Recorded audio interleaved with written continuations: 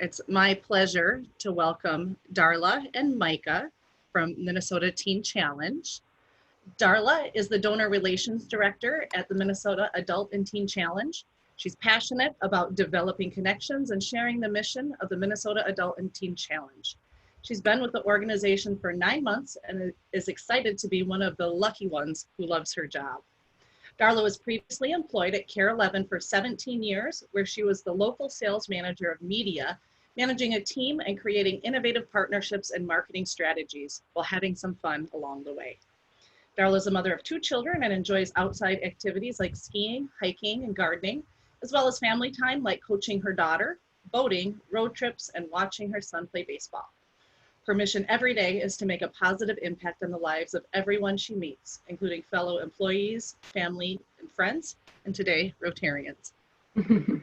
Micah Meline, if I pronounced that correctly, is the Youth Prevention Specialist for the Know the Truth Prevention Program at Minnesota Adult and Teen Challenge. He's overcome 20 years of substance use disorder and has developed a passion to helping youth see the importance of making healthy choices.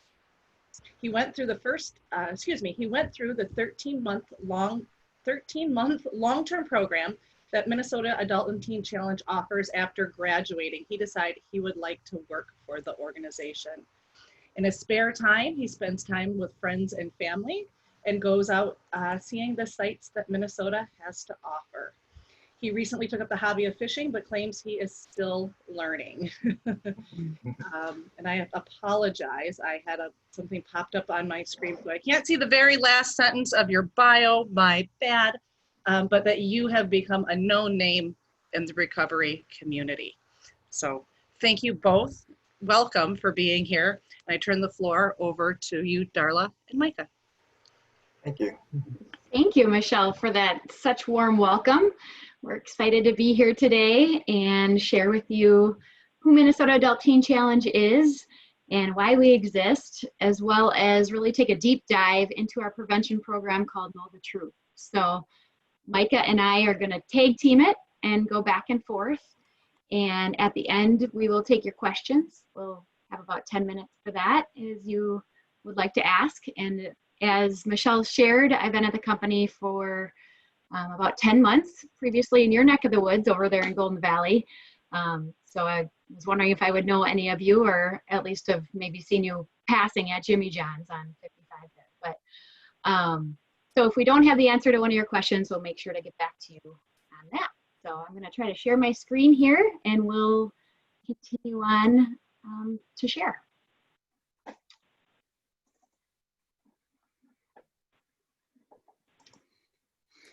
Okay, go full screen here. So first I'm going to share a little bit about Minnesota Adult Teen Challenge, and some of you may know a little bit about us and some of you may know a lot about us. So I'm going to just give you a brief overview of how we're serving Minnesota. And like Michelle shared, our mission and our excitement to serve Minnesotans is just, even in today's world, more impactful and more exciting because we're able to continue to talk to more people that need us. But at our core, our mission is to assist teens and adults and help them free themselves from drug and alcohol addictions. And we are a Christian organization that's been around for 35 plus years and started those 30 plus years ago with one condemned building, actually. And our CEO then and now is now still serving with Minnesota Adult Teen Challenge, and we have grown significantly. So our history is really vast as we've grown to now 5 locations across the state and 12 campuses. So we are in Brainerd, we have a men's facility there. In Duluth, we have a men's facility. In Buffalo is our teen program, our 12-month-long teen program. And then we have men and women facilities in Rochester, as well as in Minneapolis.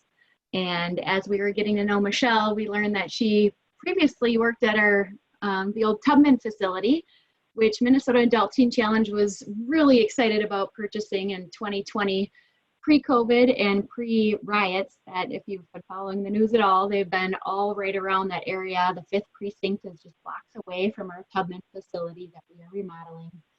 And we are continuing to do that remodel through this weird season that we're in. The post office is across from us that got burned down, and Wells Fargo. So it's been an area that's been challenging, but we've survived this season of COVID and really rely on Minnesota Adult Teen Challenge to carry us through here to January, where we will be excited to offer 72 more beds for our women in Minneapolis.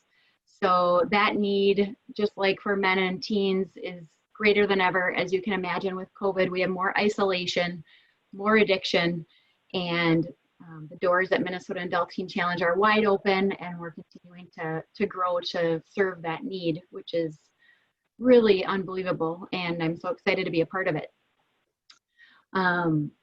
The thing that really makes us different at Minnesota Adult and Teen Challenge, as there are adult and teen challenges across the country and actually across the world, in Minnesota we set ourselves apart by offering a real continuum of care. And Micah, who I'm going to toss over to in a few minutes, is going to take a deep dive in our prevention program called Know the Truth. And this is beneficial to reach out to students, to young people, middle schoolers and high schools, and talk to them about drug and alcohol use, and really have a peer-to-peer format in talking with them and sharing. And like I said, Micah will go into that in more depth here in a moment after this slide. We also have a teen facility for teenage boys, which I touched on was in Buffalo, Minnesota. And that's a 12-month program. And we serve boys there and their drug and alcohol addiction and behavior problems. And they're there for 12 months. They go to school, they go to church, they live there, they reside there, and work through their addictions. Our third pillar of care is our licensed treatment, which is our short-term treatment, which is 14 to 90 days. This can be inpatient or outpatient. And people can choose a secular track or a faith-based track to go through their treatment service. And next is our long-term recovery care, which is really a core of what Minnesota Adult Teen Challenge does greater, I think, than anyone in the country as far as our 12-month program, because we are a faith-based 12-month program. We have specific programs geared towards veterans as they have dealt with trauma that may have led to their addiction. We have a special program for people that have been human trafficked, as often people in addiction lead down that road and have a lot of guilt that they need to deal with. And so we have specific programs for them in our long-term care. And as you can imagine, people that have had a lifetime of addiction, they need more than 14 to 90 days. So oftentimes people come to Minnesota Adult Teen Challenge and they say they're going to give it a try for 30 days, 60 days, 90 days. And oftentimes they realize that they come into our long-term program after those days are up, because they know that we're helping them, provide them with what they need to be successful in our community and live a life free of addiction. So, and lastly is our continued care, which again, if we want people that go through our programs to lead a successful life out in the community, have jobs, serve in the community, we offer leadership training, we have job fairs and job opportunities, help them with transitional housing and so on. So we offer really a full spectrum of care to help our community and really reach out to the need that is. I think the latest stat that I received is that opioid deaths are up 50% over the last 2 years, and it's, you know, it's not going away. So we're that nonprofit that strives to be out of business, but we are here to serve and, you know, really passionate about helping people. So that's a brief overview of Minnesota Adult Teen Challenge overall. And now I'm going to toss it over to Micah, who's going to share in more detail about our Know the Truth program, which is our prevention in the schools. And we have local data of how we're getting into your schools and your area as well. All right. Thank you so much, Darla. Yep. Our prevention program started in 2006, and this fall we'll be 15 years strong. For me, I look at that as really exciting because we've had 15 years and we've grown this much. What will happen in the next 15 years? We reach, on a typical school year, 200 plus schools annually, grades 6 to 12, and about 60,000 students. With COVID-19, we had to kind of move into the online resource. So next year, we're looking towards hopefully reaching more than the 60,000. We have a distinct, dedicated team within Minnesota Adult and Teen Challenge, managed by certified prevention professionals.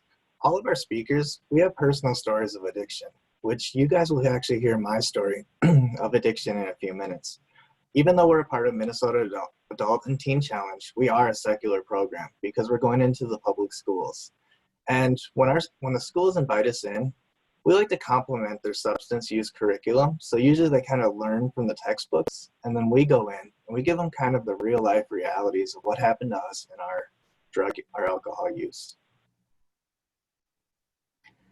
On your screen, you'll see some of the schools that may be familiar to you. The schools with the stars, Darla will actually point out to be what those stars are meaning.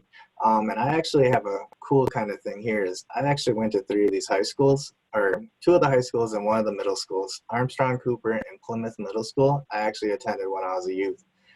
So I'll kind of talk a little bit more about that when I get to my story.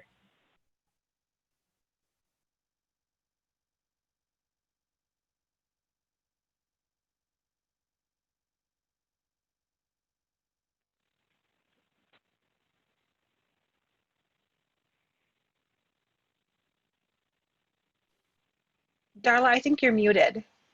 Yeah, everybody got muted, it looks like. Oh. Sorry about that. Thank you. So when we go into the schools and Micah presents, we do ask the students after to fill out a survey. It's private, it's anonymous. And basically here we get some statistics from them on what their use is. And overall, our state numbers come between 20 and 30% of students that report using either nicotine, alcohol, or marijuana. And in your those 3 schools that were starred in the previous slide, your local schools, our stats show that 34% of the surveyed students reported using nicotine, 91% e-cigarettes or vaping, 48% surveyed reported drinking, and 37% reported using marijuana. So it is, it is real. It's in our schools, it's in our youth, and this is, like I said, a survey from your particular area, which we were excited that we were able to share as we talk to students all over the state and some in your area as well. So with that, I'm going to share Micah back as far as how it looks in the classroom and how you present and talk to our students. Awesome.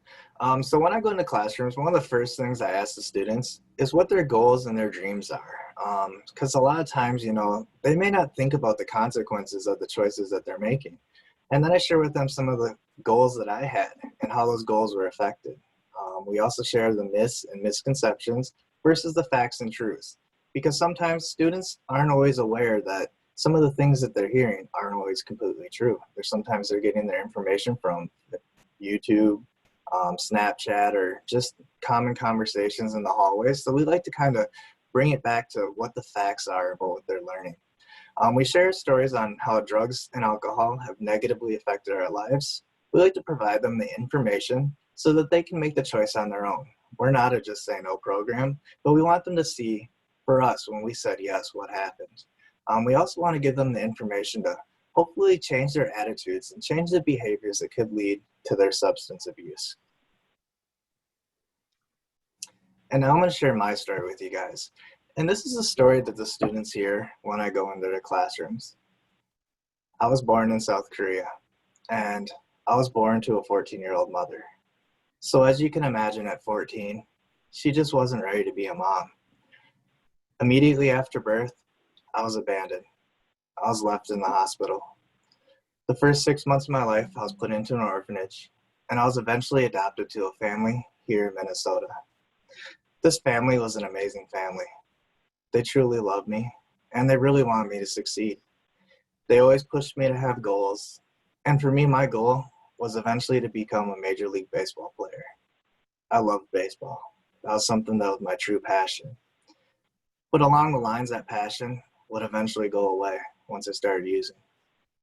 The first couple of years of my life, I didn't really see myself as different. I ran around the neighborhood, I scunned my knees, I got in trouble. So I just thought I was a normal kid. It wasn't until I got to kindergarten that I realized something was different. And I just remember sitting there one day waiting for my mom to pick me up and watching my friends' parents come to pick them up and thinking, man, he looks like his dad. She looks like her mom. They actually look like a family. And then I remember when my mom walked in. I remember she was walking towards me feeling like, I don't belong here. I don't deserve to be loved. And I truly just didn't feel a part of anything. Growing up, I thought about this almost every day. When I go to family holidays, I look at my cousins and I think, they actually look like my aunts and uncles. They belong here. But I never did. And as the years went on, when I was about 10, I decided that I was tired of feeling this way. So I decided that I wanted to hang out with older kids because I thought this would give me purpose. The kids that I chose were 16, 17, so as you can imagine, they're doing a lot of different things than kids that are 10. One day we're all playing ball, and after the game, my friend pulled out a pack of cigarettes. And at that moment, I thought, maybe if I smoke, I'll be accepted for once. I'll finally fit in. And after smoking that cigarette, I didn't really think my life would change. But truthfully, it did. Because the next year, I decided I wanted to smoke weed. So at 11 years old, I started smoking marijuana daily. And for me, at first, I didn't really have many consequences. But at 11, as you can imagine, that's pretty young. I wasn't doing my homework. I wasn't paying attention in school. So my grades were starting to slip. And with marijuana, eventually you get a tolerance. So marijuana wasn't doing the trick. At 14, I decided I wanted to try something else. And that's when I decided to try cocaine. And when I first tried cocaine, I personally didn't enjoy that feeling, but now I opened up the door to harder drugs. A couple weeks later after trying that, I decided I wanted to try methamphetamines. And meth became my drug of choice. For me, meth ruined everything. It was causing me not to eat and not to sleep. And when you don't eat and you don't sleep, eventually you start to feel a little crazy. I was skipping school, and with that, I eventually started getting in trouble. I got put into the court system, and they basically told me if you don't go to school, you'll go to the Lionel Lakes juvenile facility. And I didn't want to go to jail, so I decided I'd try a new school. That's when I started Cooper High School. And when I got there, I met this girl. And when I met her, I truly thought I fell in love. We started dating, and the choices we were making sped up the process of life. And when I was 17, I found out that she was pregnant. I wasn't ready to be a dad. She wasn't ready to be a mom. But for her, she wanted to make it work. She didn't use drugs, but she was okay with me using them. So after she found out she was pregnant, she decided that she had to move to Canada. And after I turned 18, I moved there too. When I got to Canada, the lifestyle was so different, I wasn't ready for that change. In Minnesota, I had no responsibilities, no one to answer to. In Canada, I had to learn how to be a dad, have responsibilities, and be responsible. At that point, I created this lie. I told my daughter's mom that I had a job here in Minnesota waiting, that, I could go home, I could make some money, and then I'd move back and we'd be a family. I sold her a dream. She said, okay. And the day I got home to Minnesota, that's when my life changed. I immediately started using drugs again, and I started selling them again to provide for my habit. One day, I was on my way to sell a large amount of drugs, and I got pulled over. The cop told me to get out of the car, and at that point, I decided to run. So in that first picture, that was my first felony that I received for my choices. That was kind of like not my wake-up call. When I got out of jail, I started using drugs again. And the second picture, that was the second crime that I committed. I was high on multiple narcotics, and one day I thought my mom stole money from me. I called, and I told her that I was on my way to kill her. For me, I never would have did that had I been sober. I love my mom. She loves me. But that's what drugs caused me to think. That choice, I received another felony. For that, I had to do a little bit of time in the Hennepin County Workhouse. And after that 8 months, I got out and I decided I wanted to go back to using because I still hadn't had enough consequences. I went back to using drugs, and this time it was a different drug. This drug was heroin. Heroin caused me to lose respect for myself and other people. It also caused me to introduce that drug to some of my friends. A couple weeks after introducing my best friend to that drug, I committed another crime. This time, this crime was pretty severe. I was looking at 15 years in prison. I was convicted of the crime, and I was sentenced to 5 years in prison. While I was in prison, my friend would write me letters. I can't stop using. I'd write them back. It'll be okay. Keep your head up. When I was 3 months from getting out of prison, I got one more letter. It said, I can't stop. I just had another son. I need your help. Before I could write him back, that friend overdosed and died. He overdosed and died on the drugs that I'd once introduced him to. For me, that was really hard. But that's not the only friend that I've lost from addiction. When I was going into the schools, at that point, I've only lost 23 friends. From that point in March, the last time I spoke in a school, till now, I've lost 3 more friends from addiction. So I have 26 of my really good friends that are no longer living from the choices that they made. The last picture, that's where my addiction brought me to. I was in what they call a mess psychosis. I hadn't ate or slept in multiple days. I thought everybody was out to get me. And I'd always been the person that said, you won't get me. I'd get myself first. So that's what I decided to do. On Highway 62 and Tracy Avenue, there was a bridge. And that bridge, I decided that I was going to take my life. For me, I know what jail, I know what prison, and that last picture shows that I almost know what death looks like. So that's why I do the job that I do. For me, I never thought I'd go to schools sharing my story on some of the darkest things that have happened in my life. But I found that it brought a lot of healing. Being able to share my story, hopefully showing younger people that the choices that they make at that time are pivotal in their futures. I also want to take this time to apologize to each one of you guys, because growing up, I was in your community. Even though I may not have directly affected you, I indirectly affected your community. So I'd like to take the time to apologize for that. And I'd also like to say that I am making every possible change to prevent myself from going back to this life. So thank you so much for giving me this opportunity to speak to you. Thank you, Micah, so much for sharing your story and being vulnerable, and the fact that these folks that we're on the call with today are in a community that you lived, and it shows how drug and alcohol addiction is real and it affects all of us. And we're so lucky to have Micah and others like him talking to our students, because the impact that makes is huge.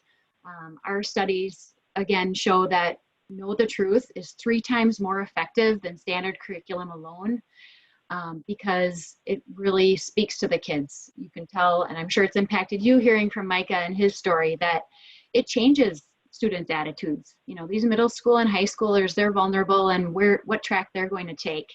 And I have a son and a daughter who are teenagers, and they heard Know the Truth at their school in Matamidi, and they still talk about it. And when I got the position at Minnesota Adult Teen Challenge, they're like, oh, that's who that is, and that's what you're a part of, and you're changing lives. And Micah, I appreciate you telling your story.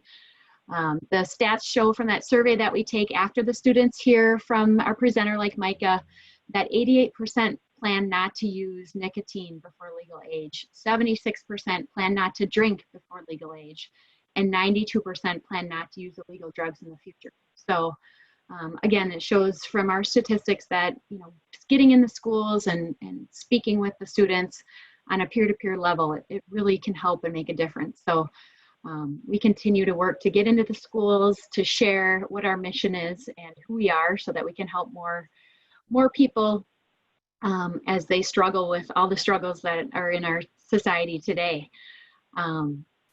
And speaking of our society today, with COVID, we're all learning how to do it a little bit different. Michelle has her fancy background on, and if you're a parent of a student, you're wondering how this next school year is going to look. So we're figuring that out at Minnesota Adult Teen Challenge, the Know the Truth program. If Micah, you want to share how the school year will be this coming year? Yes. Last year when COVID hit, we kind of went to a virtual presentation. We were kind of really worrying, how are we going to reach these students? And after a couple of weeks of planning, we were able to implement the online Zoom presentations. So this next year, we've gone completely virtual for the beginning. We're also offering classroom presentations for the school districts that are having in-person classes. We're also offering our virtual support groups as well as in-person. And we've done community forums on webinar form. We've also switched our booking process over completely virtual. So if you guys know a student or know a teacher and would like to pass our information on, we'd love that. And we like to meet the students where they are, especially right now during COVID, while they're at home having a lot of free time. We like to be able to be available to them. So that's why we have our anonymous text line. And throughout the week, I usually receive about 5 or 6 texts, just having, students asking for information, asking for help on issues that they don't feel like they could talk to somebody else. So for me, that's something that I love doing, is being able to still reach them even after the school year. So that's kind of what our 2021 school year will look like, is virtual, also hybrid, and in-person classes. And I look forward to doing each one of those. So. Yeah, we are continuing to do and adapt like everybody else in their business or their life at home, and continuing to get into the schools. Minnesota Adult Teen Challenge, our schools with Know the Truth, we talked to 60,000 middle school and high school students this last year. And then Minnesota Adult Teen Challenge 2 is continuing to adapt and transform to the new processes put in place. And we served this last year over 3,100 people and transform their lives and free them from addiction and help them, live a life in a community where they can have their life transformed and their families back together, which is nothing more purposeful to do every day is work for an organization like this. So we are grateful that you're able to hear about us today, and want you to know we have a lot of resources, and there's different ways to get involved as well. We have volunteer opportunities, we have mentorship opportunities that are available, business sponsorships. We're hiring, we have more clients we need to serve, and we're hiring recovery coaches.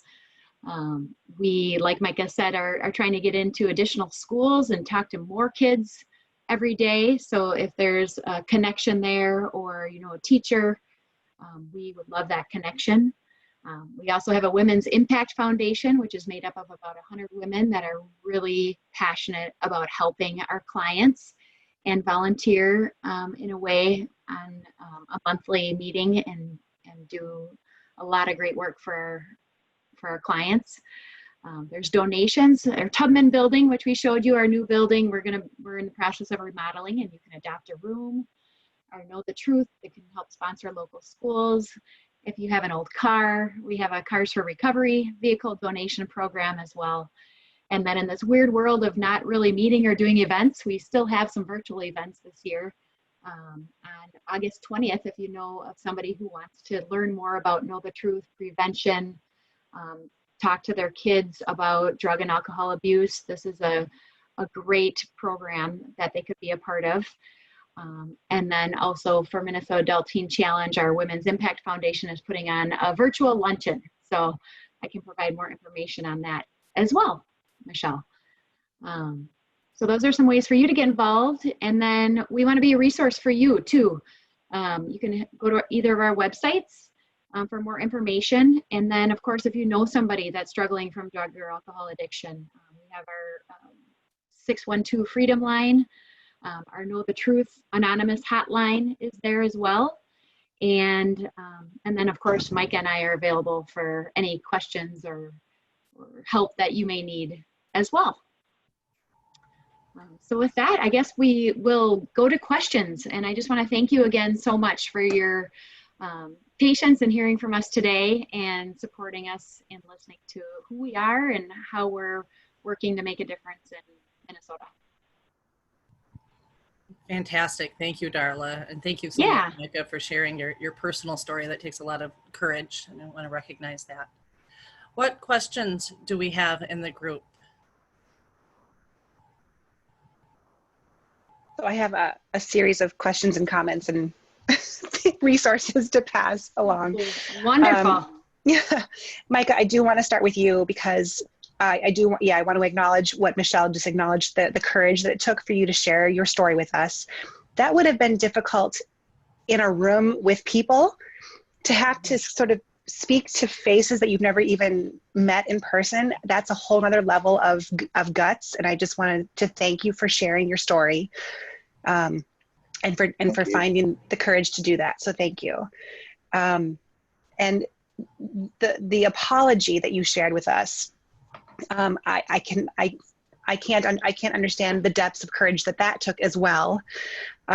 My perspective on that is that you may have made choices in the past that had negative consequences and put negative ripples out into the universe, but you are now putting out even more positive ripples with your choice of profession and the work that you're doing that will far supersede any of those negative ripples. So I want to thank you for all of that, and thank you for now improving and enhancing our community and making a difference in the lives of young people. So I appreciate you. So thank you. Thank you so much. Absolutely.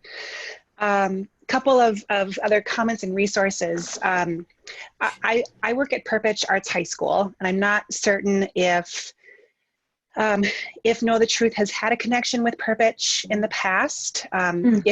If not, I would love to make that happen and get you connected to the right people. We are doing this. We hope to do sort of an interesting thing this year, where we have students who come from all across the state to come to our school, and we're going to be bringing them in 3 different waves of 3 different 1-week rotations. So it's basically going to be like an arts camp experience for 1 week, where they're actually, certain art students are going to be on campus, and they're going to go home and continue distance learning, and then the next wave of students is going to come in. So there is something that we could possibly do, where we would do a series over a couple of weeks, where you could connect with the students, the 1/3 of students who are on campus, or we could think about something we could do virtually. But I would love to take that offline and think about what we could do together. I also wanted to make the recommendation that if you haven't already, the Minnesota School Board Association is a great way to connect with every public school in the state. I was on that board of directors for a couple of years, so I know that group of people. They're uber connected, and school board members are just a great connection into the community that can help you get into the schools. If you haven't connected with them already, I would recommend that. They do have a conference every year. It's likely going to be virtual this January. When it is back in person, I would love for you to be there. Even if it is virtual, I think there's a way for you guys to get your message out as a resource to schools. And I think that's everything. Thank you for indulging me, and thank you so much, both of you, for being with us today. Thank you. Awesome, Betsy. That's awesome, Betsy. Thank you. I have a question. How much of your program looks like the 12-step program?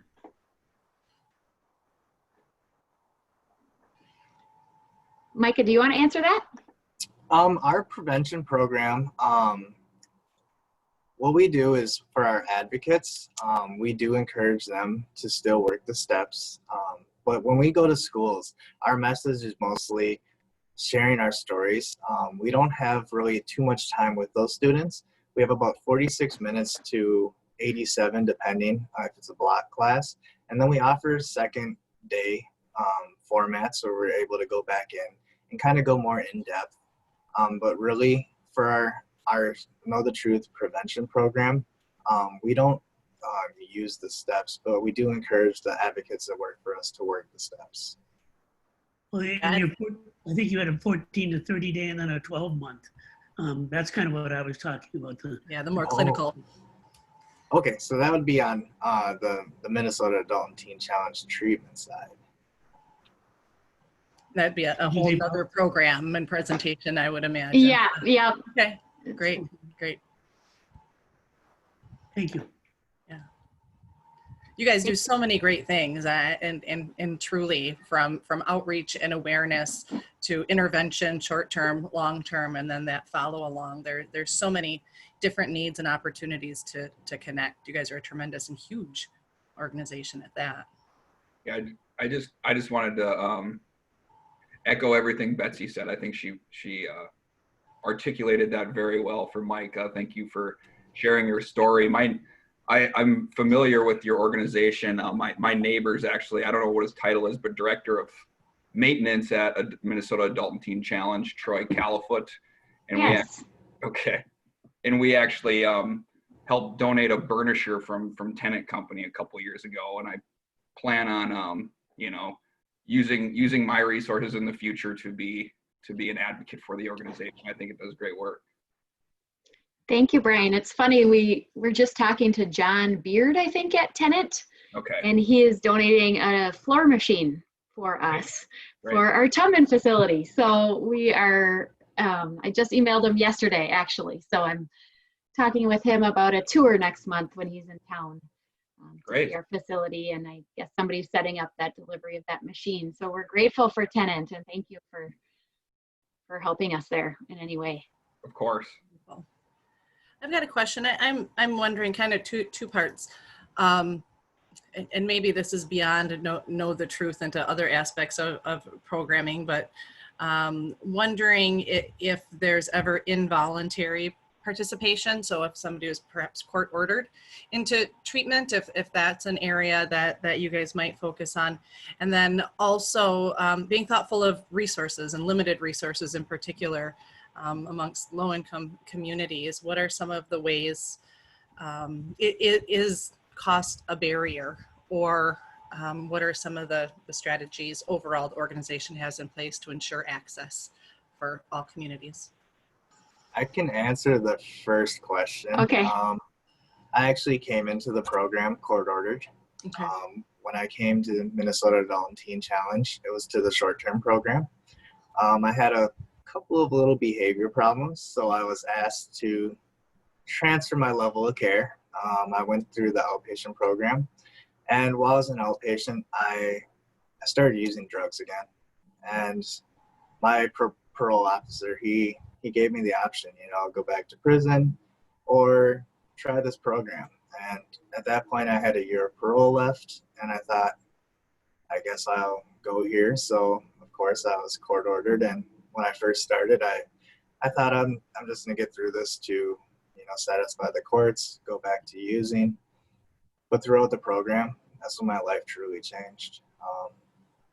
I was able to work on the things that I never wanted to. Some of the deepest hurts, some of the abandonment, some of the rejection, things that I never said I'd speak upon. I was able to talk those through. And by the end of the program, my life changed completely. I never thought that I was going to work for this organization. I always said, once I'm done with Teen Challenge, I'm gone. Mm-hmm. Now I see myself as pretty much a lifelong employee. So wow. I truly have to say this program gave me the tools, not only to save my life, but to allow me now to be the father that my daughter deserves, the son that my parents deserve, and someone that can go into the community and say, I'm making a change. So I started out court ordered, I guess. Yeah. Thank you for sharing. Yeah, that answers. Yep. And then also we have our teens facility in Buffalo, which most of those boys don't want to be there. It's a loved one, a parent, an aunt, an uncle that has, put them there per se. So that one is a little tougher as far as not wanting to be there to fit that need, but somebody else wanting them to be there. But they, you know, after 12 months, you know, by the third month, their life's starting to transform. And when the parents come and visit, it's just a remarkable thing. And the boys that go through that program that have success, we're now seeing them come back and share. I know my coworker Darcy, she had somebody come back and share on Parents Weekend that he graduated from the program and now had kids, and you know, just really great stories. But as far as financial aid and being a part of our program, our short-term program is a licensed program, so it is can be covered, and our it's a covered service. But our long-term program, which is our 12-month program, is mostly donor supported. So all of our clients that are going through, especially our 12-month program, it is donor supported. We rely very, very heavily on donor support for Minnesota Teen Challenge, and financially we, you know, get a 5-star rating on the Charity Navigator for making sure we have our funds before we, for example, purchase a building like the Tubman. That is outright purchased. We don't owe on that. And that's how our CEO lives this organization, is making sure we have the funds to do our work, that we're very grateful for our donors that support us. So hopefully that answers that question. Yeah, thank you. Yep. And I can imagine, as a large organization, you've got a lot happening, Mm-hmm. many program areas and financially. Well, if there's no more questions, I want to thank you again, Darla and Micah, for coming and sharing. This is really helpful for us to understand the efforts that you are taking to reach out into the community. And especially now during COVID, Mm-hmm. props for adapting and learning how to be virtual. And, you know, I hope that this new platform just allows an even better opportunity for young people to be able to hear, to be able to think about the space. Nothing in our world is the same as it was 6 months ago. And I hope that works to your advantage to be able to share such a powerful message. Thank you. Thank you so much. Thank you. I want to applaud you for having us today. So we appreciate it. It was nice to meet you all. So in closing, we are going to recite our 4-way test of the things we think, say, and do. I'm going to pull it up here in just a moment for us all to say out loud. First, is it the truth? Second, is it fair to all concerned? Third, will it build goodwill and better friendships? Fourth, will it be beneficial to all concerned? That concludes our meeting for today. Thank you, everybody. Stay safe. Have a great day, and get out and vote if you haven't already.